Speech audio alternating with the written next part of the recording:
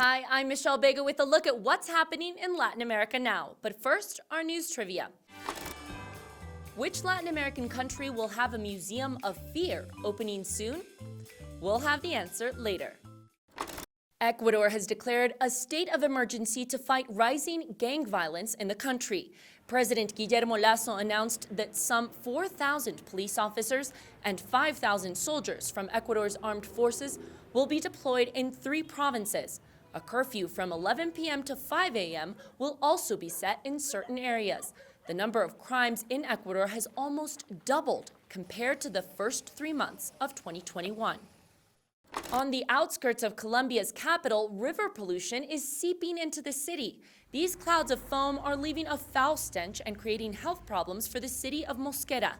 Local officials say the pollution is the result of sewage buildup from Bogotá, some 7 kilometers away, which flows into the river. Heavy rains this season have worsened the problem. Inflation in Argentina is soaring and food prices are affecting millions. In the last 3 months, food has gone up 20%. Climate change and global events like the war in Ukraine have made the situation worse. More than 4 million people are now relying on private and public soup kitchens and food banks to eat a meal. And now let's check in with my colleague Al Baverstock in Mexico. He's covering refugees from Ukraine who traveled all the way to Mexico, hoping to migrate into the United States. Rather than arriving at the US border simply with a Ukrainian passport, refugees seeking humanitarian parole in America must now apply through the United for Ukraine program, which asks for a lot more paperwork, is done remotely, and above all requires a US sponsor who will vouch for the applicants. That's not easy, and while the US has said it will accept up to 100,000 refugees from Ukraine, there's no indication of when the parole program will begin or how long it will take. This has left hundreds of Ukrainians who didn't make it to the border in time stranded in Mexico. And given many of them spent what money they had left just getting here, they may soon find America's southern neighbor is their final destination. And now let's take a look at what stories we're following for next week. First, in Mexico, President Andrés Manuel López Obrador may face stiff opposition to his electoral reforms.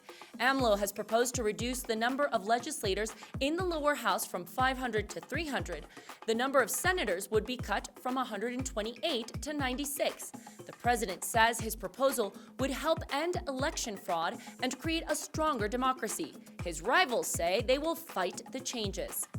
Second, Peru is debating whether or not chemical castration could be used as a punishment for rape. The government of Pedro Castillo will present a bill that would allow it to be a penalty for raping a minor. This comes in response to the national outrage over the recent rape of a 3-year-old child. In order to become law, the bill will have to pass through the Congress, which is controlled by the opposition. And now the answer to our news trivia. The answer is A. In the city of El Alto, near La Paz, Bolivia, a former miner and artisan has turned his home into the Museum of Fear. David Choque says the demons sculpted into his home are not biblical. Instead, they are El Tío, or the uncle in English. He was known as the god of mines in Bolivian folklore. Choque says he wants to turn his home into a museum to hold interesting artifacts from Bolivia that may cause fear when left unexplained.